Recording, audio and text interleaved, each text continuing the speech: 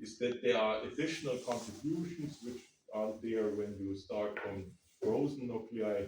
There's inelastic scattering because we treated the phonons quantum mechanically. So what you can do, and that comes out of the formalism, you can absorb energy or you can accelerate the particles which are scattered. And basically there are two types of experiments you can do with these kind of X-ray experiments, these inelastic scattering. There's a whole theory section for that. You can go in deep that. That's also related to the so-called Raman scattering. That's also practiced here. Jörg Debus is doing some experiments on delta for mechanical engineering department because we learn something about material science there. And so this is part of this whole topic, and that relies that you go in with X-rays and you scatter, and you have basically can absorb a phonon or you photon. Sorry, you can absorb a photon as well, but so you can generate. In that sense, if you have a photon, you can absorb the energy and you can release it, and that you can detect. And the photon energy, the outgoing one, is larger than the incoming one. So basically, you absorb a photon, you destroy a photon, and you change the photon energies there. And the other aspect is you can do nuclear scattering on the nuclei. That's usually done with neutron scattering, and since the neutrons have a spin and a half, you can use it also if you are able to generate spin polarized neutrons and resolve that. You can measure spin flip contributions, and that's what we don't discuss here. We just focus on energy absorption, but basically you can extend this discussion here onto magnetic dispersion. So that's what's used. So basically the line of arguments is just energy absorption and emission, but you can do the same thing by making spin flip excitation. The formalism is very similar, a little bit different, but at the end of the day, what you can measure is the magnon dispersion. We discussed about that, the single excitation, and that's what's used heavily in the case of magnetic materials. It's a little bit different, but basically the philosophy is the same.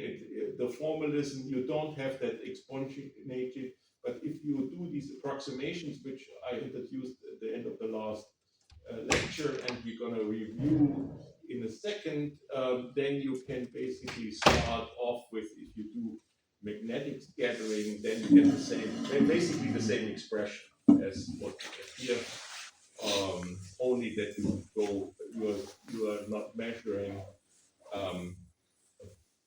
phonon Green's function, essentially, or correlation function. You measure a spin correlation function, essentially, and that's what you measure. And the spin correlation function in Fourier space. So if you translate that into K space in omega space, then it's equivalent to what you see. And so basically these scattered data which you measure in your detector by analyzing the neutrons accumulating, you can map out a two-dimensional or more dimensional or three-dimensional area where you basically have two orientations of momenta which are parallel to the surface of your material, the X and the Y component, and then you have the because they are conserved, and you have energy conservation, and that you can map out some sort of magnetic excitations. So we'll talk about that, not in detail because we don't have the time to that, and that's basically a subject to a electron magnetism that should tell you that. But basically, what I flash is basically these kind of the results of measurements for these And that's basically wrapping that one up. And then we start with a new topic that's labeled here with Hartree-Fock theory, because what we have discussed so far, we started from the fundamental Hamiltonian, we discussed the Born-Oppenheimer approximation, which separates nuclear and electronic degrees of freedom. Then we focused on the electronic degrees of freedom, and also always never really discussed thoroughly, other than the hydrogen molecule, what to do with the electron repulsion.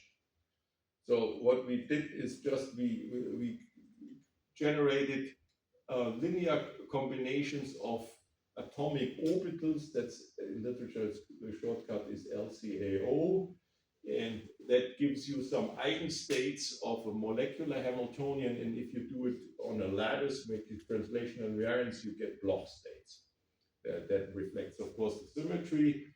There we talked about that. That's basically single particle theory. We pretend that the electrons are not talking to each other and make life simple. And then we went on to discuss the harmonic approximation that included nuclear motion, and that leads to, in the quantized version, looks at the concept of a phonon and elementary excitation of these classic harmonic oscillators which emerge there. And so that's the last bit here, which we're going to discuss, is what do you get, what mileage do we get out of that, these harmonic oscillator discussions. But now we open up a short section on going back to the electronic degrees of freedom and ask ourselves, how do we treat these electron-electron interactions? Usually they cannot be treated exactly. We discussed that already in the context of hydrogen molecule formation, and it's not getting any better when you put in more electrons. There are several ways of doing it. They all, in one way or another, are lumped into a theory which is called molecular field theory, which comes from magnetism originally. Basically, what you say in one way or another is that the effect of all the other electrons is it produces another potential. And so you pretend that a single electron sees the nuclear potential, as we discussed already, and it sees additionally an effective potential, a repulsive potential coming from the other electrons. The only complication is that the electrons are indistinguishable, and so you usually get two contributions, which we discussed already when we derived the Heisenberg interaction. You get a direct term which has a classical analogous, so you basically have a density-density interaction, but then you take into account the Pauli principle and the description in terms of Slater determinants, and that gives you an exchange interaction, and that makes it non-local, the problem, and makes it complicated. And there are a bunch of approaches. One early on, which is very old and is still used in parts in various incarnations, it's called Hartree-Fock theory. It has two contributions. You can see that there's a guy called Hartree, and then there's a guy called Fock, which we know we encountered already. That was a Russian physicist who invented the Fock space, and basically you can see that has to do with antisymmetrization of the wave functions, because the electrons are fermions, and so there is Pauli's exclusion principle encoded in terms of these Slater determinants. And so there's a second term emerging, which is the called Fock contribution, because of these antisymmetry properties.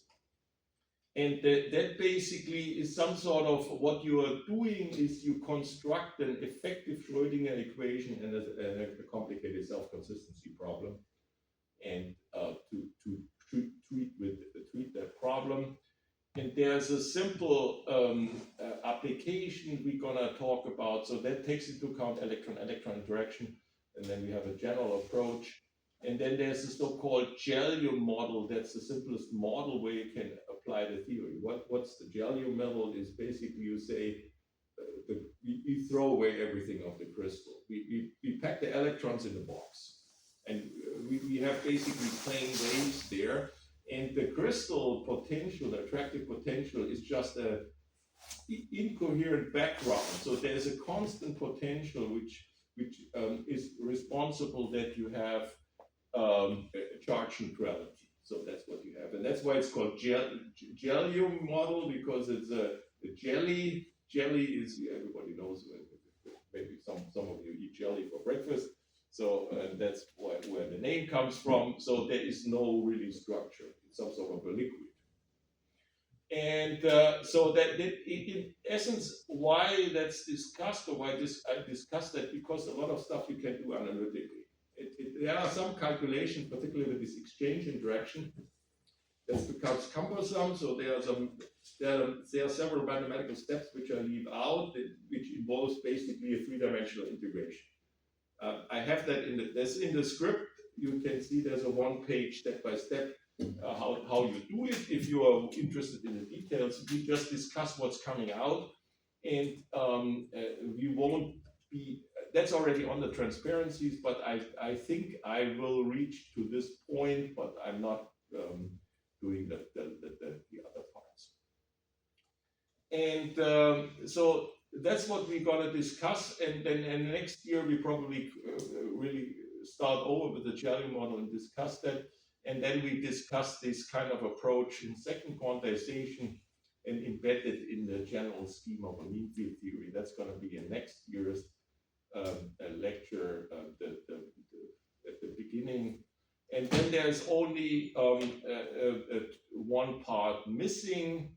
That is basically linking these different sections together. So what the Born-Oppenheimer approximation tells us that in leading order we can factorize the nuclear dynamics and the electron dynamics, and that's what we are following up here. We have this electron dynamics, then we have the nuclear dynamics here. Now we go back to the electrons, but this time trying a little bit, not too deep, this mess with this electron-electron interaction. And then from Born-Oppenheimer, we also know in higher orders there are interactions between the electron and the nuclear subsystem. So there's a so-called electron-phonon interaction, and that's driving the simplest the versions of superconductivity, at least as it established and understood. So these classical superconductors like lead, aluminum, niobium, and whatever, there are superconductors where the mechanism of superconductivity is this interaction between electrons and phonons, and that's what we're going to discuss a bit. There are other types of superconductivity with other order parameters and more complicated stuff where there's, for the last 35 years, there's no agreement amongst the physicists. That's the high temperature superconductors. What is discussed there, it's an electron-electron interaction mechanism. So people think there are exchange of magnons. So that's what we talked about, this magnetic excitation. And that has to do with the fact that these high TC superconductors in the pristine form are not superconducting. They're insulators and they are antiferromagnets. And in order to make them superconducting, you need to dope these insulators with charge carriers. You can either put in holes or electrons. There are different ways to do that. One is putting additional oxygen in these, when you cook these ceramics, and that pulls electrons, and then you basically get holes in these two-dimensional copper oxide planes. And that destroys the magnetism, and so, but it's not so far away, so you don't dope them too much. And so people are speculating of the receive, even though the magnetic order is destroyed, there's some sort of magnetic spin flip excitations, and the electrons are talking to each other via these magnetic scattering processes. And so that's a theory but there's no experimental proof for the whole thing. So people write it up, and you can investigate it with a Brazilian approximation, but at the end of the day, you can ask yourself well is the model you're treating related to real life and so on. And so that's why it's and there's no smoking gun experiment to decide for or against this mechanism. There are lots of indications for it. Anyway, but this is subject to a specialized lecture for people who are interested in superconductivity, and I know that there are experimental lectures on that, and I don't know what the colleagues are talking about.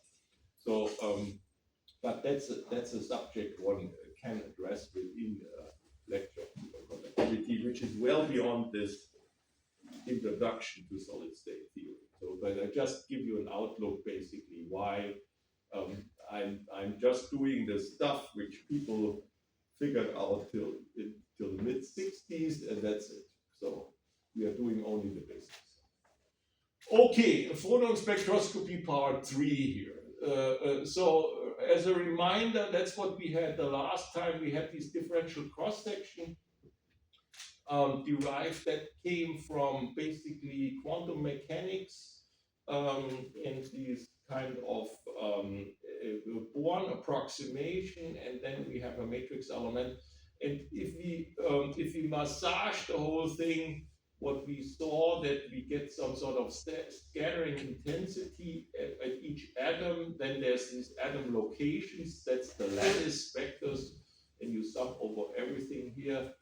And everything which is related to the dynamics of the nuclei, that's encoded in these displacement vectors, which are operators. And they are absent in case of a static lattice. Basically, you throw this expectation value, this correlation function away and substitute a 1, and then you recover, that's what we discussed, then we recover the expression we had for a static lattice for these X-ray scattering problem, which we had a couple of weeks ago. So the new thing is included in here in this correlation function, which I use the shortcut is f of n on omega, and what has happened here is this funky prefactor and the time integration and the Fourier transformation is included in here. So this is a time domain correlation function which is Fourier transformed, and therefore it's basically frequency dependent. Here, the frequency we know already, that's basically measuring the energy transfer. Here's again the definition, and of course there's a typo in it because there's a h bar in the denominator, and it's not up. So that belongs. So there's a typo. I have to fix that. And what we discussed already last lecture was that this correlation function from the properties by plugging in the definition of this displacement and doing an expansion of the local displacements in terms of the elementary displacement modes, which are represented by quantum mechanical operators, we massage this expression that accumulates a prefactor, which is the Debye-Waller factor, and then there is some sort of a phase coherence piece in here, and there might be also still there might be a typo. I have my glasses are not good enough. There's n and n prime it needs to be here because there's n prime. So I think there might need to be a prime in there. But okay, but that's details, and that's just we are talking about the structure. So we discussed the Debye-Waller factor. We discussed also that the Debye-Waller factor is a specialized point. So in these, the P we derived already the last time, and the Debye-Waller factor we obtained by setting n equals n prime and t equals 0. So the Debye-Waller factor drops out of this P, and but these e to the power of p here can be expanded if you say that this correlation function is small.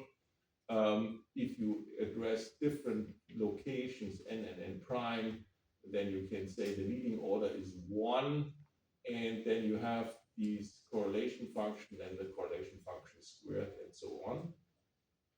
And you can see that instead of having these expectation values set to 1, you can set this piece to 1, and then you can see what the leading order effect is. That's the Debye-Waller factor, which you can pull up front.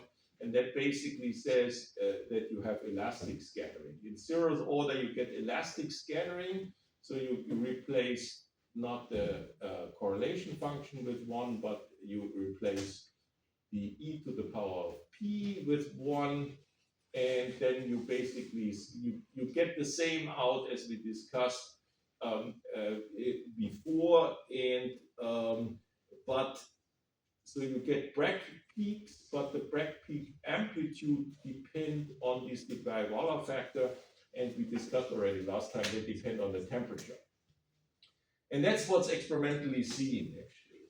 I mean, so experimentally, that's when you do these neutron scattering and look at the elastic contributions, that basically there's no energy transfer, then these intensity of your Bragg peaks, they strongly depend on temperature, and if you measure the intensity ratios for different temperature, then you can feel that they follow this Debye-Waller factor law with its t-squared. So that we recover the lower function here, and that contains the Bragg reflection. We discussed that already before.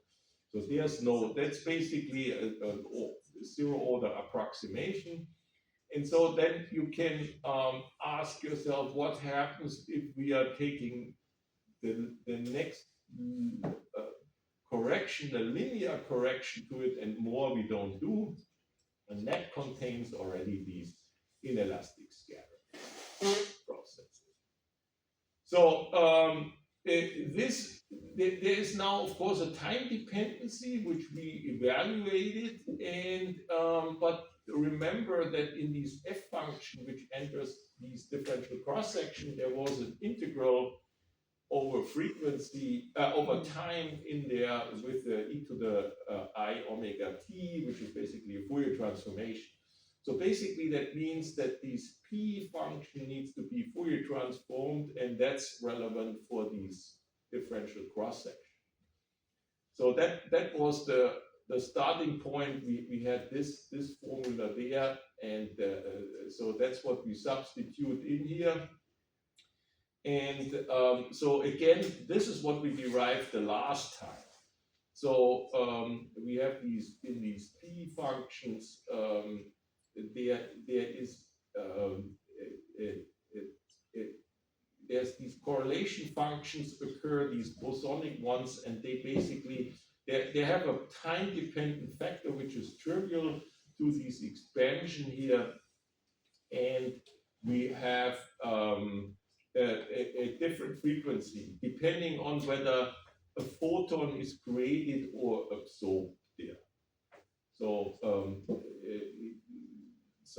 that is you can look what it means immediately. You can see everything is time independent. The only time dependency in these p are these oscillatory factors, and remember where it came from. It came from this time dependency of the u term, and the time dependency of the u translates in the time dependency of these creation and annihilation operators of these bosonic modes, which are the phonons, and they pick up just the phase factor of the oscillation frequency.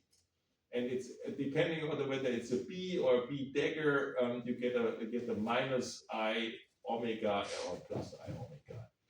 And the rest is all independent of the time, and therefore if you integrate the time, you can see immediately what you get. You get a delta function where the omega is shifted by these elementary excitations. That's what you get there.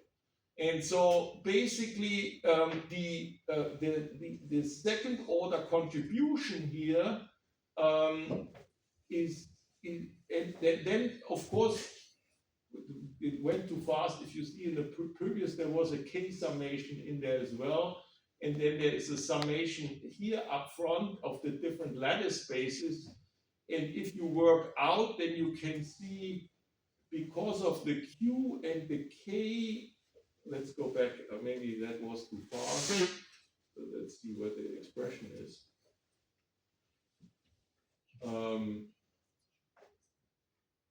That you can see here you have, because of, remember, we had this expansion of the local displacements in terms of the elementary modes and which are classified in k-space. We actually had two because of the u of t and the u prime of 0, and then you get a kk prime, and the statistical average requires that the k and the k prime and the lambda prime need to be identical. So you, from this expansion, you get one summation of all the modes in the first Brianceau, the elementary excitation. But that you can see here's a difference in the location. So there is a distance vector between the atom n and the atom m prime in here, and that depends on k. But simultaneously, here's another distance vector with q. That's the momentum transfer, and you can see these contributions can be merged there, and you sum over these lattice vectors there, and that's what you get. You get basically a modified Laue function here. So instead of that's basically coming from these p of q, you get, there's a momentum transfer included here in these k, because you have elementary excitations, and all the elementary excitations contribute, and you can see what that means. You, instead of a Laue function at q, you have a q plus k. So what it means, you are looking for additional peaks, which, given by the momentum transfer, there's a modified momentum transfer, and that peaks, of course, at the same positions with the reciprocal lattice vectors. But if you with a different momentum, scattering momentum q, because you combine the q with the momentum excitation of your elementary mode, and then you have two, and simultaneously what you learn from here, it's not an elastic scattering anymore. So you either absorb a phonon n, because the omega is always positive. The omega k is almost positive. The omega is positive or negative, depends. Here, the omega is less than 0. Basically, you create a phonon, and you absorb a phonon, and you get some energy transfer. And here you create a phonon. You can create a phonon when it's not there. It has to be there. This phonon has to be existing. Therefore, it's weight with the Bose function. If you don't have any phonons, then you cannot absorb it. But you can create something. You can dump energies into the system, and therefore you get less energy out there. There's a the initial energy is larger than the transmitting energy, and that's what you measure in your detector. You measure the direction, which is a combination of these q and k, and you measure the energy difference. And so you can measure the energy difference, and you can see where the peak is located, and that tells you something about this dispersion. And so that's the whole trick here. And so you basically get the leading order Bragg peaks, but then you get side peaks, you get additional stuff a little bit off because of these energy momentum transfer. And this is an additional contribution. The first one, the standard Bragg peak, is the 1, and the second one is this one. And of course, that's smaller, and also it depends. There's some sort of a weight factor. You can see the elementary excitation depends on the momentum transfer orientation. And if you have an excitation which is orthogonal to this momentum transfer, then of course the contribution is 0. So you can see, and you don't see everything. So basically you get a weight, and it depends on the orientation relative to the display elementary mode of the elementary excitation, whether you can see that's encoded in the scalar product in combination of this Laue function.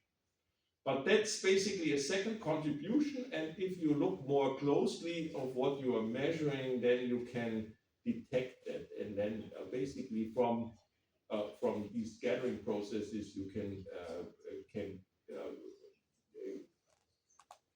measure the phonon dispersions there.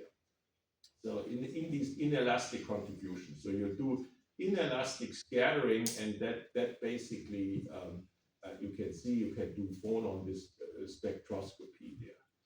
And so you think there's another discussion, energy gain, absorption of a phonon for energy smaller than 1 and larger than 1.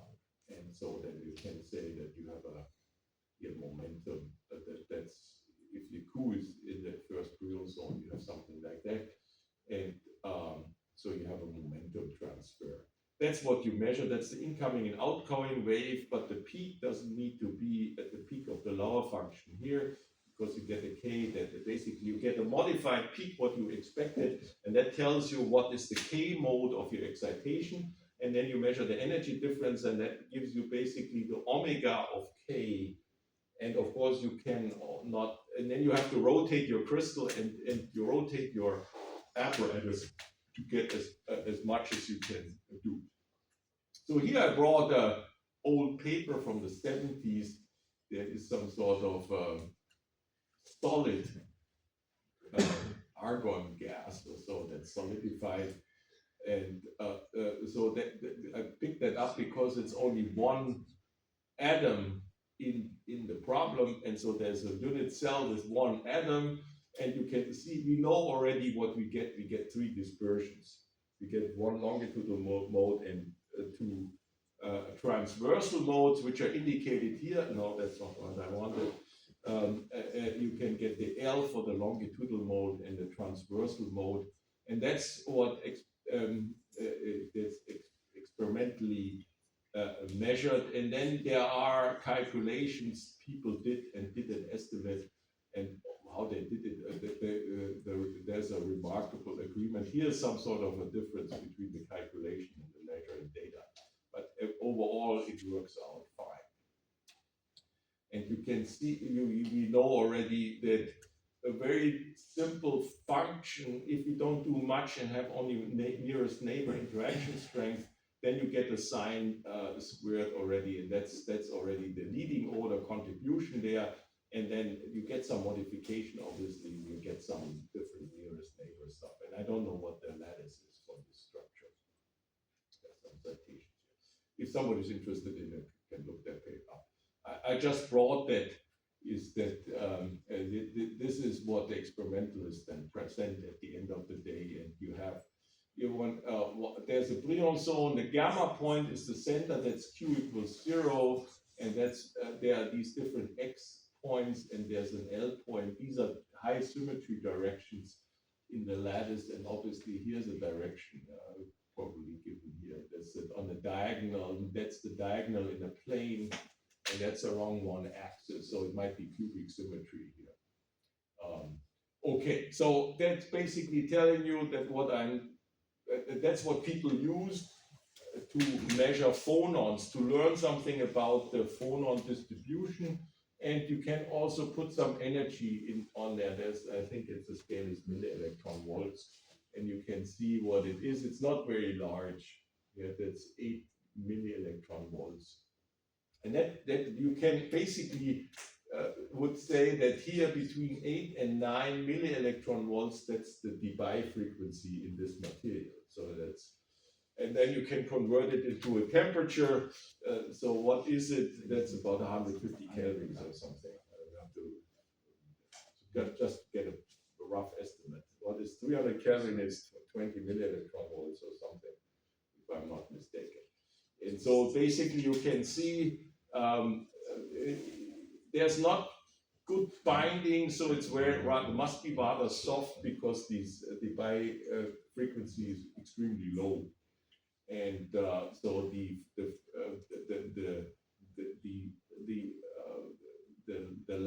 constants, some sort of spring constants is very low. That's where you have then low frequencies, and that means that you have the material is soft. And the harder the material is, the larger these maximum frequency goes up. So that's what you can check consistent, whether that's working out with what you expect from the rest of the material. So that's what people did. And then I brought also, so if you have magnon spectroscopy, you can do similar things. only that the expression is a little bit different then, but at the end of the day, you have similar expression. You create and annihilate simple magnons there, and people use then spin wave excitations of manganese telluride single crest to have been measured at very low temperature by inelastic neutron scattering. So that's what you do. You make a transfer of energy into the material or from the material onto the neutrons. You measure with your detector then the energy difference of the incoming and the outcoming neutrons there and the orientation. And with both information, you do the same kind of line of arguments as with the phonons, and that's what people obtain.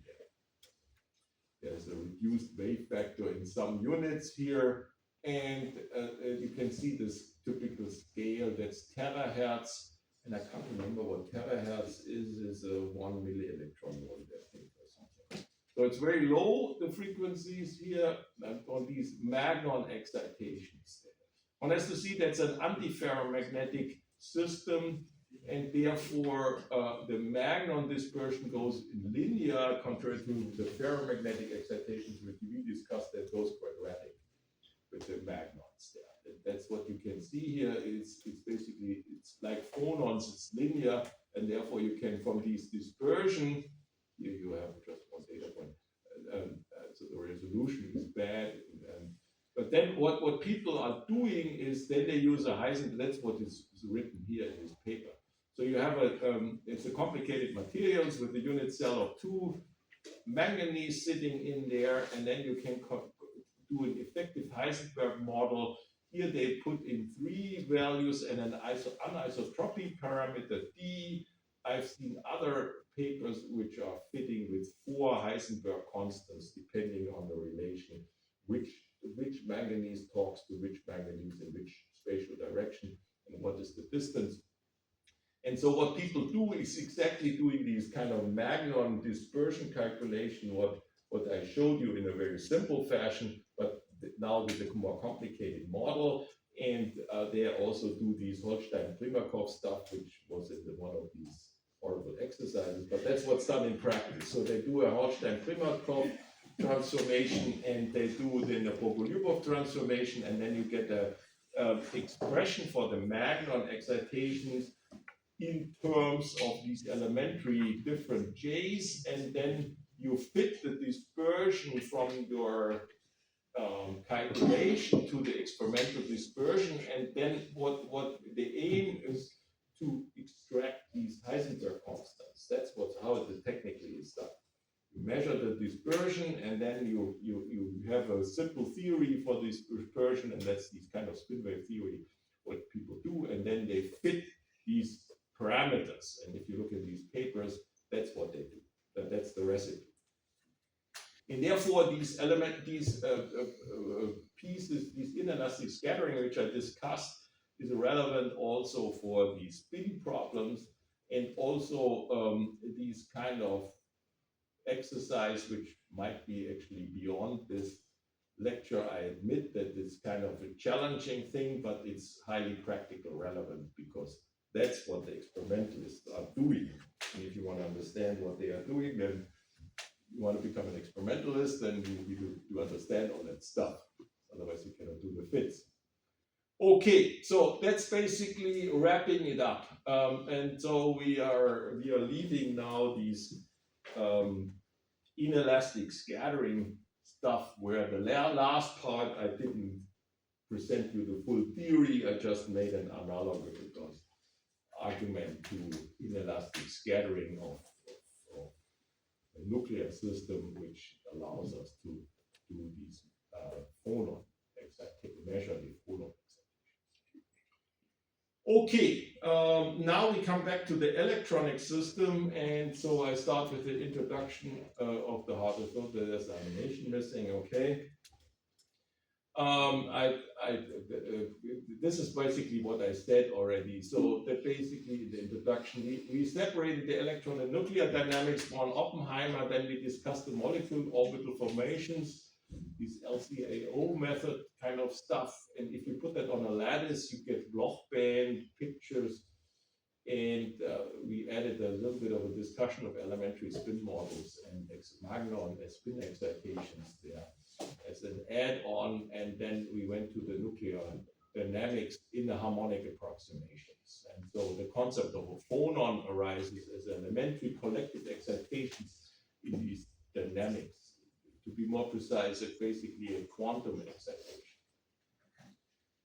Classically, we would just have independent harmonic oscillators, also as a collective modes, of course.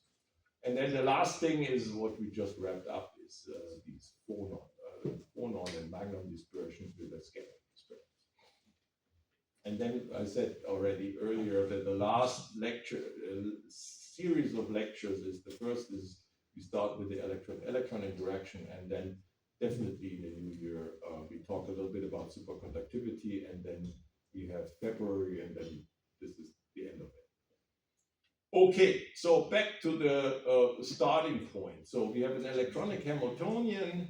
That was our starting point, is we have some kinetic energy of the electrons, and we have the electron-electron interaction, and we have some sort of additional electron term, which has two contributions. One is this potential, which we all know from the hydrogen problem, this 1/r potential, which is of course modified in the lattice, where the attractive nuclear potential, the electron sees that. And then there is a constant, which is sometimes dropped, and if you are relaxing your electronic structure calculation, you have to take that into account. That's the fact that there is also a Coulomb repulsion between the positive charged nuclei. And so you in order to understand or to even to calculate, and that's what people are doing with density functional theory, they calculate the equilibrium positions of a given material and a given symmetry, where you say, okay, I give some sort of a rough estimate what are the lattice constant, but let the system find it relaxed lattice constants. And there you take that into account, because of course when you make the lattice constant smaller and smaller, you gain usually energy through this term. The electrons see more of the Coulomb potential, the attractive Coulomb potential, but on the same side, the ions are repelling each other, and so there's a trade-off. And you can see, we discussed that already. What you expect is there will be an optimal position of the lattice points, and that's basically defining the equilibrium positions of the nuclei, where the total energy of the electronic ground state, including this term, becomes the minimum. And so that's why this term is important. If you are not interested in the electronic dynamics, if you freeze the nuclear positions, then this is just a constant, that it doesn't influence the dynamics of the electrons. And so what's the aim of the game? Before we actually derive anything, I tell you what you get at the end of the day. You pretend that you can still have some sort of a single particle problem, and you have a single particle wave function. And that wave function in the Schrödinger, and there's some sort of a Schrödinger equation. Usually you have H psi equals E psi. Here the E is a epsilon, and that's basically from the right hand side or left hand side, depends on how you write the stationary Schrödinger equation. You pull it on one side, and so it comes with minus energy, and that's the kinetic energy term in real space, minus h bar squared divided by 2m, Laplace operator acting on that. So there's a kinetic energy, and that's some sort of an effective eigenenergy that it turns out that is actually not really an eigenenergy in the approximation, But the Lagrange parameter, it's a different story, but for us, it looks like a Schrödinger equation, so we pretend that's an eigenenergy. And then you have the potential. And you can see already the price you pay, this potential will end up to be non-local, which is unusual. If you have a hydrogen problem, you have a local potential. So you have a V of R, and that's what your 1 over R potential.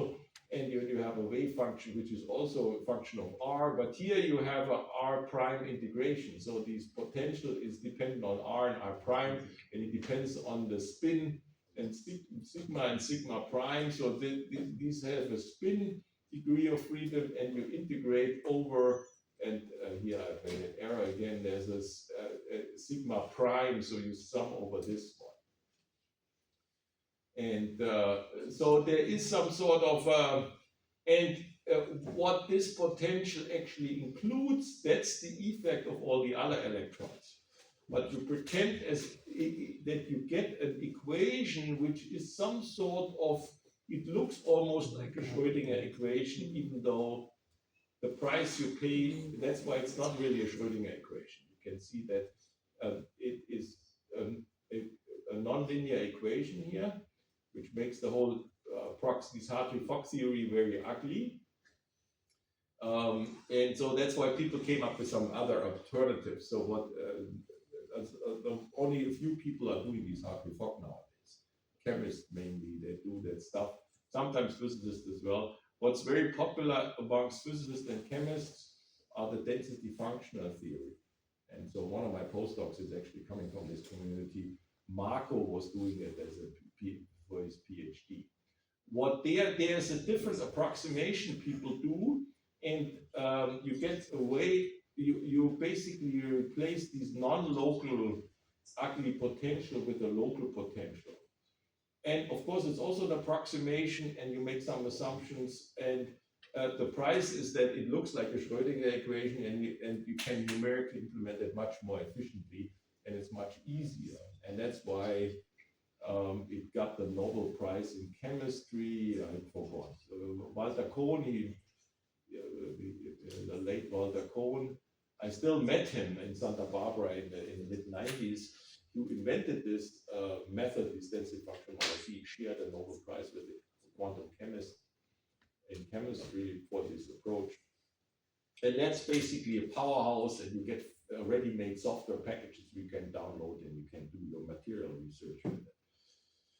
But I'm not covering that one. I'm discussing this one. I mean, that's the end of the derivation. So I've just give you a spoiler up front that you see what the structure is of the whole thing. And so you get some sort of a non-local potential here. And so sometimes I use some shortcut because the electron has a spin, and sometimes I would like that the spin is taken into account properly. The real life electron has a spin, and it's not a spinless electron, which you can do later on, but you have to take it into account. So that's the aim, that we derive that, and we try to understand that. And there's of course another component to it, because the single particle wave function, they are stuck into a Slater determinant, and this Slater determinant is actually then determining this potential. So it's essentially what I swept under the rug here at the moment is that this is only the half of the story. So there's the second half is how do you calculate this potential, and essentially what it leads is a self-consistency cycle. So you solve the Schrödinger equation, you get a new set of wave functions, you plug the wave functions in your Slater determinant. With the Slater determinant, you derive this potential, and then once you have the potential, you start all over, you solve the Schrödinger equation. And the Schrödinger equation is nonlinear. You can see the technical implementation is challenging, it's computationally very expensive. Okay, yeah, that's, and at the end of the day, how it's derived is a variational principle. So So that's what you try to do here. At the end of the day, you want to learn something about the ground state. You don't do thermodynamics. You just do a ground state, and you do something which was introduced in your quantum mechanics lecture in terms of a Ritz variational principle. So now what's the idea is that if you have an exact state and if you know the exact ground state, then this expectation value with the Hamiltonian divided by the length of this state, which doesn't need to be normalized, but you can replace it, then this is an absolute minimum. It's the ground state energy by definition. And now the problem is that you don't know the exact ground state and the Hilbert space is too big. So you do an approximation. Instead of using all the states which live in the Hilbert space or the Fock space of n particles, you make a selection and you say you only take a subset of these states. And then you plug in the subset of the states which you parameterize somehow cleverly, calculate this expectation value, normalize it, and then you basically vary all the parameters you have, and you do that so long until you find a minimum. And then you say, okay, what I got here out of that within this restricted Hilbert space of these variational ansatz, I found a minimum. And I say this is representing the true minimum within these approximations rather fine. And that's what the Hartley-Fock does. And a lot of these variational approaches is doing that. You can do that, of course, with more clever schemes. In quantum chemistry, you can get the Rolls-Royce version that's called configuration interaction. There you basically not taking as an ansatz a single Slater determinant, but you do a superposition of Slater determinants. Yeah? How do we choose this subset of possible states? Yeah, that's a good question. So that's what I'm coming to, at least in the Hartley-Fock. You usually do that with a good physical intuition, so you have some knowledge about the system. And that one version of the one step up is what I said, what the quantum chemists call configuration interaction. That we encountered that already. That's the Heitler-London solution for the hydrogen molecule, where we took into account the electron-electron interaction. When you analyze it closely, I said we have a two-particle state, and we have one two-particle state and another two-particle state, and we construct a mixture. And then there was an educated guess how the mixture should look like, but you could also say, I'm taking these states and put variational parameter, an alpha and a beta, and then then leave that free, calculate the expectation value with the Hamiltonian, which I can do straightforward, and then I minimize the alpha and the beta with the constraints that alpha squared plus beta squared is 1.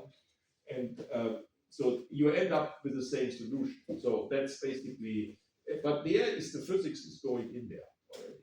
So that's what usually is done. Here the physics is also going in there in a simple way that essentially with the Hartley-Fock method you say the correlation effects, the electron-electron interaction is going to modify the single particle eigenenergies, but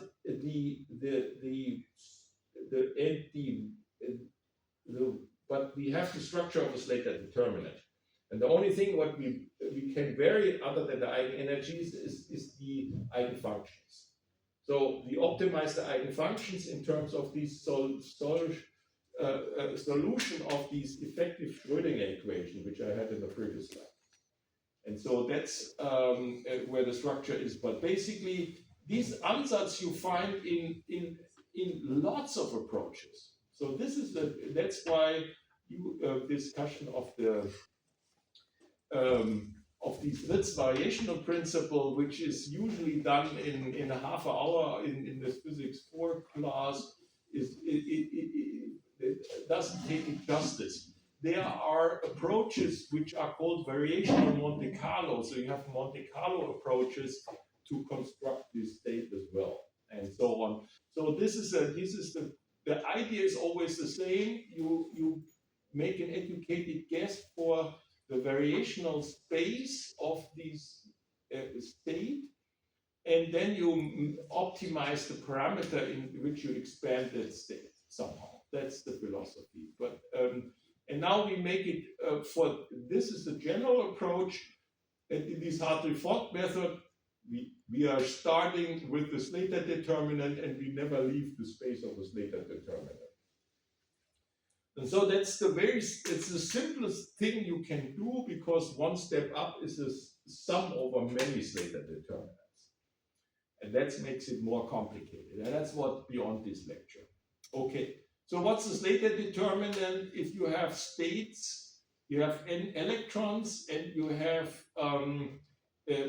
have n different wave functions or states, single particle states. They all need to be different, because otherwise Pauli principle is violated, and that's encoded in these Slater determinant.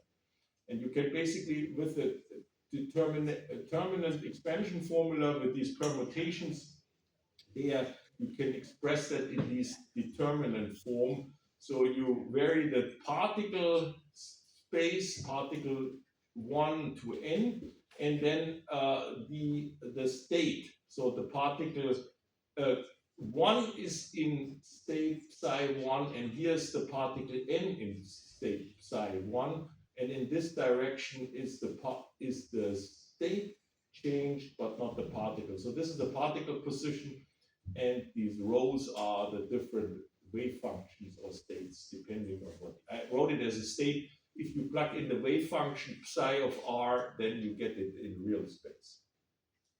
Depends on what you prefer.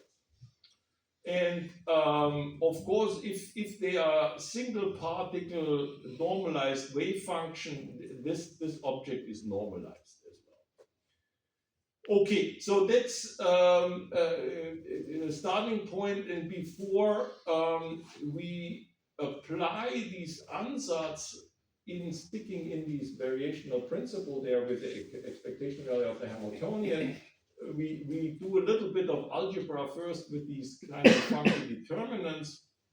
What do? There's a determinant expansion formula. Basically, you take all these products of each other. So you have these n wave function. You take n combinations of these, and then you basically permutate all the indices. You take the lth particle, but you don't take the lth state, but you take some other state. You take the PL P prime L. So you permutate these numbers for the one, the Slater determinant, and you permutate the numbers in the other one, and then there's a phase factor giving here. You sum over all the permutations of the permutation group, and you sum that for one Slater determinant and for the other one, for the prime and the unprimed one, and the prefactor is then out of the 1 of square root of n factorials, you get the 1 over n factorial as a prefactor. Okay, so what do we know? That these states are all different and they are orthogonal. So that the single particle physics is what we know from quantum mechanics 101. And so that implies, so what we can, that's the permutation group, and these are single particle states here, and then we calculate the product. What we can do is then we can push the one permutation with the inverse onto the other one, so you have a combination. You can see you can bind these two permutations to a new permutation, which I'm going to call Q at the end of the day. And that basically eliminates the permutation here in the bra, and it's only permutation in the cat. And you know that the product of two permutations is already, because it's a group property, is also a permutation, and that you will be able to fill all the permutations by that. And so that's what you can use here. Why is it good? Because basically you have a permutation Q. This number is fixed. This is the L state, and it sits in the L particle, and so you define the Q of L there as a combination, and you can see these phase factor, these decomposition. There will be that's also the Q here. So what you do essentially is that on this double sum here, one is actually the P can be eliminated in favor of the Q, and the P prime is running freely, and that because everything else is fixed, and that gives you multiplicity, namely exactly n factorial. That's canceling the n factorial in the front. So that's what you get here. Because the one sum is running freely, you get an n factorial, is canceling that out.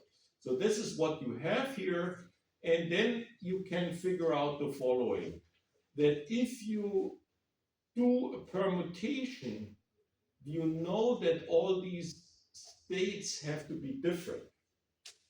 So that implies any arbitrary permutation produces you here an overlap between two states which are different, and they are orthogonal to begin with, they're all zero. So basically it means that only the Q equals the identity is contributing there.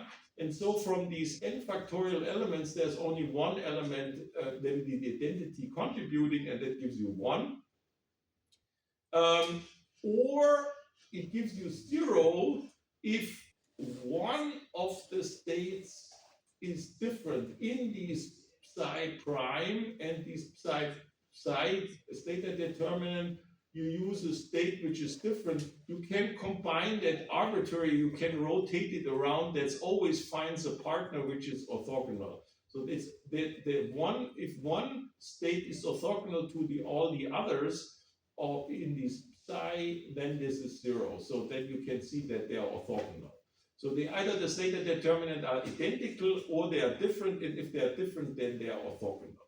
So that's what you can see, and you can work that out with these elementary rules, how these theta determinants are formed. Okay, so we have a simple exercise, that's the normalization here and the orthogonality of these basis states, which is kind of obvious, but that recalls again, because we need this kind of logic when we calculate the expectation value of the Hamiltonian.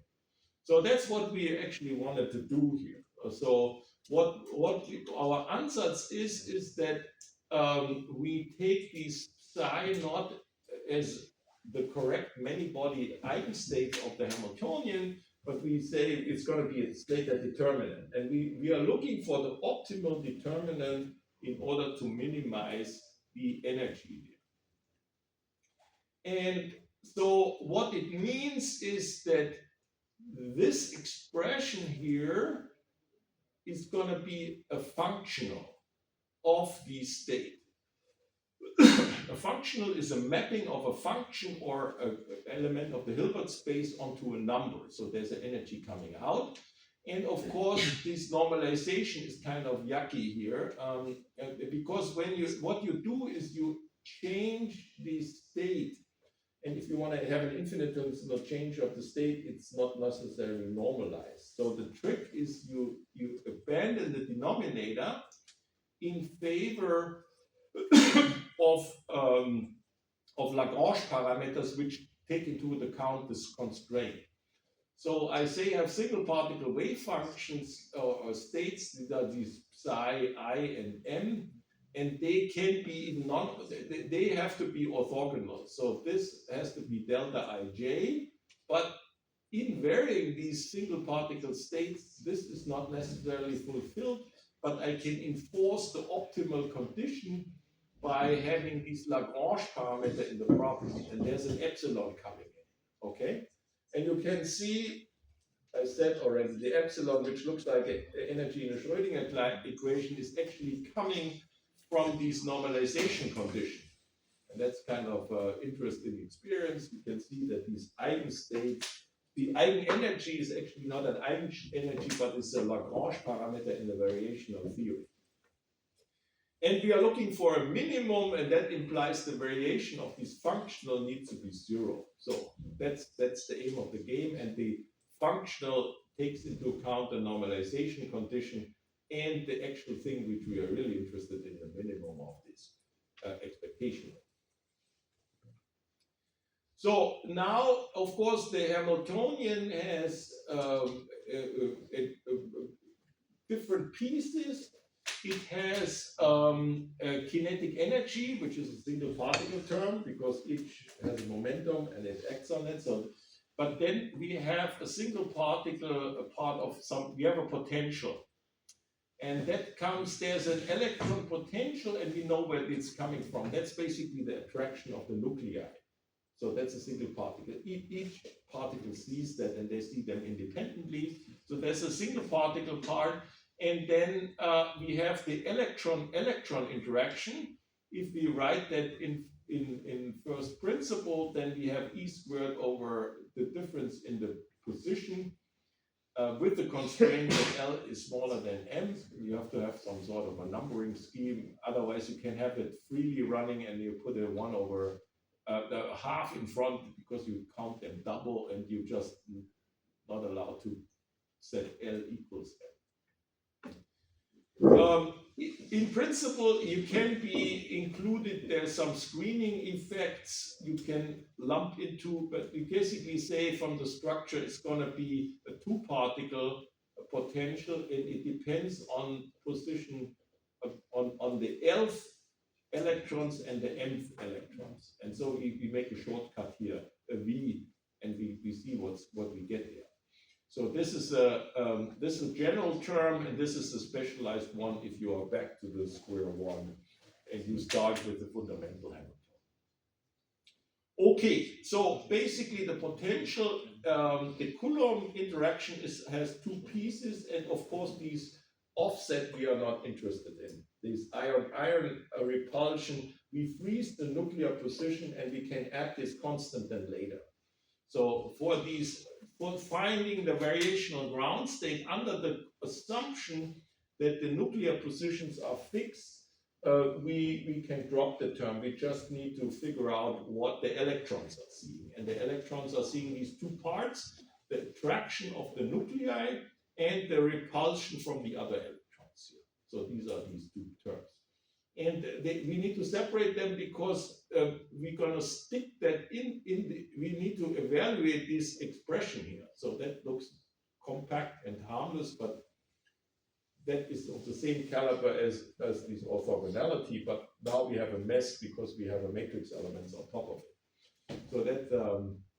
So there's a generalization with some screening can be expectation value. So that's what we want here. So what do? We have the Hamiltonian expectation value, and that's exactly what's happened here. The Hamiltonian is the sum of single particle terms and two particle terms. Here we sum over single particle term. Note that this is a Slater determinant. So basically, when you write down this extension of the Slater determinant in the product wave function, then this term acts only on one single particle wave function of the Lth particle. Okay? So, and you have n factorial combinations there. You can see we have to be a little bit careful here because we have so many terms, in even the Slater determinant is a big mess because of this expansion. Even though the Slater determinant is the simplest thing you can write down. So now you might not, it looks frightening, but it isn't. That's why I start with this orthogonality. I do the same thing as prior. I expand this Slater determinant in the determinant contribution, which are a product, is basically a product state. And for both, for psi, in this case, psi equals psi prime. So we have now the two same guys. So these elementary constitutions, they are the constituencies of these elementary pieces, these elementary single particle states are the same. It's just the permutations are different. So, and then we can see what we need to do. We pick a configuration which is generated by a permutation here, and we act with this piece onto a state on the Lth particle. So this is acting on this is Lth particle subspace. And there's one contribution, and all the other guys, the M runs from 1 to n, these products, but with the requirement that n is not equal to L. So they are all of the same type as previously, okay? So we pull out one on which this piece is acting on, and of course we have all the particles in there. So we have the sum of the L different particles, and everybody has a one particle term. So they have n summation, but there's a lot of products, and you can see n factorial squared sum is the sum is horrendous here. But the good thing is, because of the orthogonality of the individual states, most of the stuff is dropping out as before. So and the reason why we picked up the two particle interaction, it's the electron-electron interaction. There we have to be a little bit more careful, but in this case we have to pull out two states, from the mth and the lth particle, and the rest we again have the leftover is this product, and this is in this case n minus 2's products are multiplied here, while here we have m minus 1 products, and everything is summed over. There's these minus 1 to the power of the permutations there. This comes from this determinant expansion rule. Everything else is the same as before. And so we do the same thing as before, and essentially you can do that step by step, which I spare you.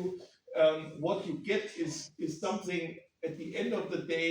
You can use the orthogonality, and there's a summation running freely. This cancels out again, and then you get something which is intuitively clear. If you are interested in the details, look in the script, and I just flash you the final result.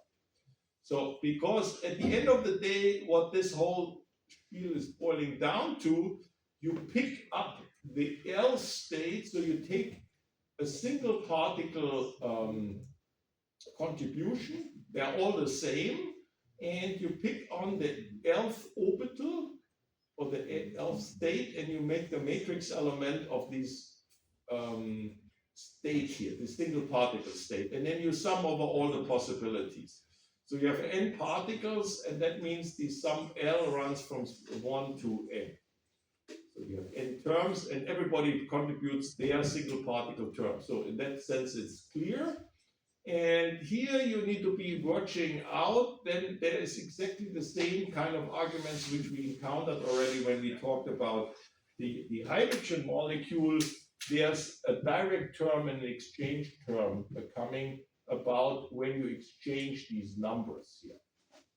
The ordering is just opposite, but there are basically two permutations which contribute here. It's not only one permutation, because here the others are constrained because of the orthogonality. Here there are two states missing. So they produce you an orthogonality here, which most of the states are killed, but you remaining, you can still have a permutation. You either have the direct or you have the exchange. So this guy with the summation gives you two contribution. And again, you can see that there's a direct and an exchange term in the Coulomb interaction emerging from these expectation values. Okay. So far, so good. So basically, if you look closely, there's this big complication, but at the end of the day, we are back to just as a generalization of the expression we encountered already with the hydrogen molecule. Okay? So far, okay? Or okay? So that's the first step. Basically, what we've done is we assumed this data determinant, which is generated by n different single particle states, and they are summed over here, and we worked out what is the expectation value given these states. And of course, for the variational calculus, we need to vary the states, and how do we determine the states? So that's the aim of the game, and that's what's done here. So basically, in order to have it stationary, we assume that we are close to a stationary solution, and we do a variation. And you can see typically this is not orthogonal. Of course, you can have the state itself and the dagger state, which you can generate by this expression. You dagger this expression and you get the dagger out of it. So you need to vary both the state and the bra and the cat both need to be varied. And of course, because you want to vary it in this way and you don't want to have the variation in the denominator and you get a big mess, that's where these Lagrange parameters in the variational calculus comes from. That was realized by Lagrange already 200 years or more ago, how that works. And that's also discussed in Hömer. So what you want to calculate is the variation of the energy by plugging into the functional these variation of these each single particle state, and you put all the variations and you subtract the energy with the reference states.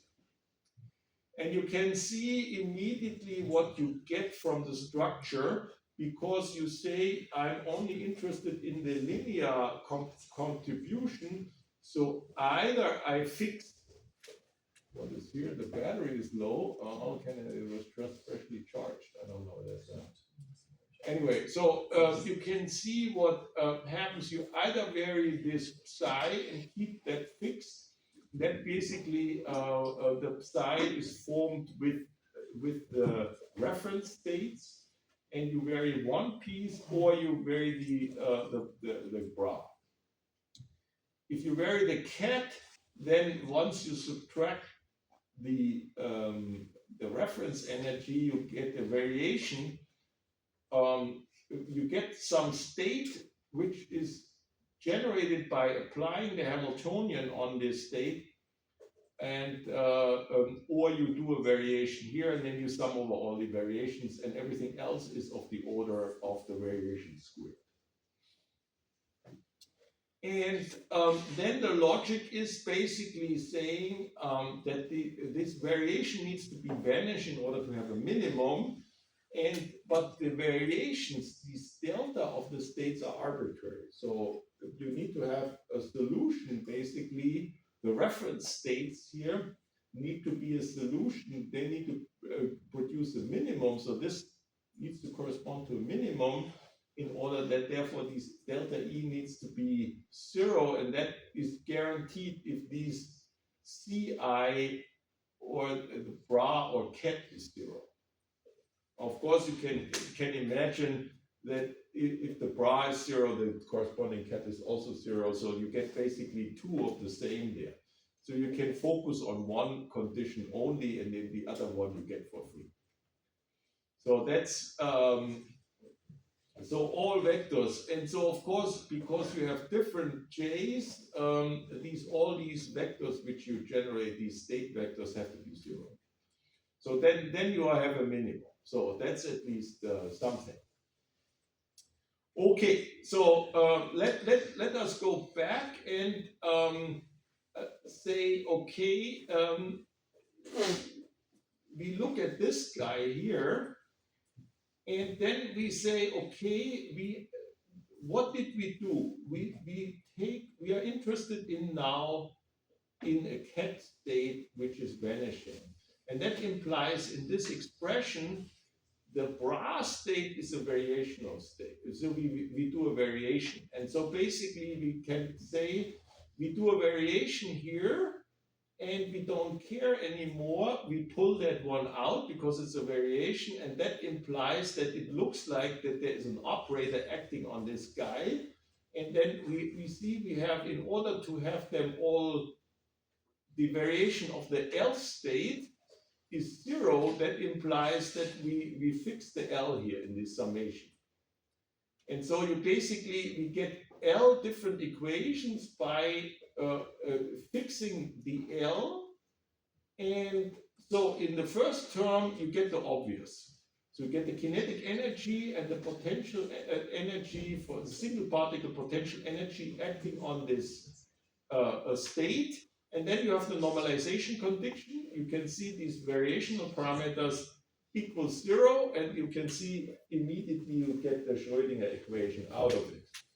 However, we are interested in these electron-electron interactions, so this is the extra term which we have here, and therefore we don't get the Schrödinger single particle Schrödinger equation. This in combination with that, and then you diagonalize these Lagrange parameters, which you always can do. You get the single particle Schrödinger equation out, and then you say, okay, that basically it's minimizing. I'm constructing. I solve the Schrödinger equation, and I take the n eigenenergies which have the lowest epsilon, and if I assemble that, they will get a minimum. But that's we've done that. We were there already, and but that's not the issue. The issue is we want to take care of the electron-electron interaction because we swept it under the carpet of one. And that implies now the following. You can see we have a state, we have now a summation over all other states M. And that, so you take one variation away, the L is fixed. That's given by this one. So the L is fixed, but the M is not. And you can see this is a matrix element that is a single, you project out the combination of one of the other electron, the second electron that disappears, and you get an effective single particle potential which acts on the one electron. And you do that twice here. So this is the matrix element. It gives you an operator, an effective interaction operator for the first electron, but you can see the mess. This term is easy because that gives you basically this is what I talked about. That's the density term. So that's the direct term, and because that you get the psi L, psi L, psi L. So this you can lump into this single particle energy coming from the attraction of the nuclei. But so there's a repulsion, and so you construct an effective single particle term. And you can see, okay, what does that mean? That means I sum over all the others, m not equals to n. So I get basically a density. So the other electrons produce me a density, and I have a classical potential which I can draw out of electrodynamics, and I'm done. So and then I can see what that gives. It gives some sort of a self-consistency loop. I can solve the Schrödinger equation. From the Schrödinger equation, I get a new density of my electronic distribution. That gives me a new potential depending on how these electrons are distributed. And that gives me a new potential, and then I solve the Schrödinger equation again, and I iterate that, and I get convergence. And I'm done with it. But the problem is, and that's actually also, this kind of logic is exactly what the local density approximation, this density functional theory is doing. So the problem is this term here. This is the exchange potential that comes into play because the electrons fulfill Pauli principles, and that's a non-classical term. This is this exchange term, and you can see that there is a mess. You get the electronic wave function is which you want to have a single particle Schrödinger equation, but you have a mess. Then this operator acts on the state M, and so basically you need all the other states constructed. So that's not trivial here, what to do with this thing. So it looks harmless, but you can see it's complicated there.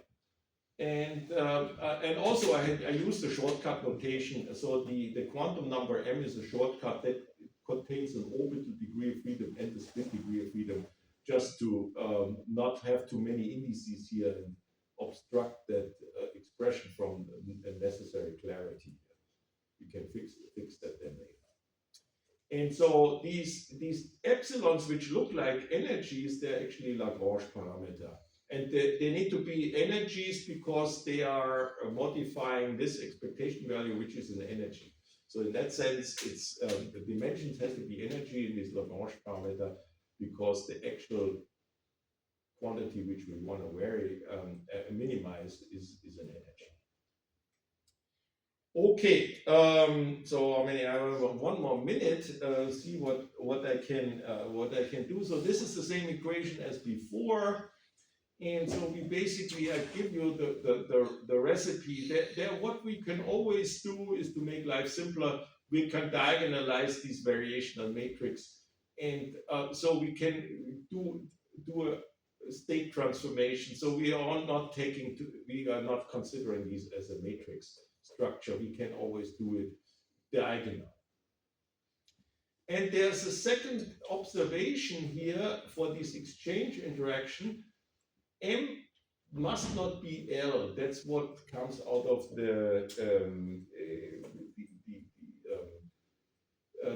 Slater determinant. However, we can ask ourselves, if we don't care, if we allow M equals L, what does it mean? If they are equal, you can see that these terms are actually canceling each other. So you can use that even though it's forbidden within the Slater determinant.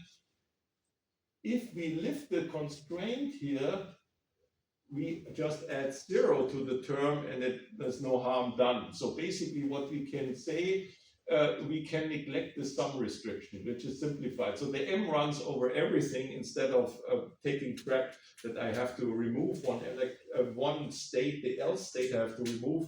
The statement is, if I'm not removing it, I'm adding 0 and who cares? So basically, what I derived so far is a representation-free condition because I'm not using wave function, I use the state formulation. And so this is diagonal then, and you can see it looks like a Schrödinger equation, but with the complication here. And so that's very, very close that what we had before, and this exchange term is actually responsible for this non-local potential, which I had at the introduction slide where I said that's what we end up with, and that's a mess, and the mess sits in here. And that's a good stopping point, so because I'm, again, a minute too late, so I'm cutting it here, and so basically I'm halfway through. So if we're going to do it next year in the first lecture, we're going to discuss the other slides which are missing, and that includes then the discussion in more details, and then I discussed the Gellium model as the simplest application for that, where we can learn also some efficiencies. You can see what the theory does for you, and where it also tends to fail. And that's some sort of a generic remark one can do for this type of theories. So in that sense, thank you very much for your patience, and I wish you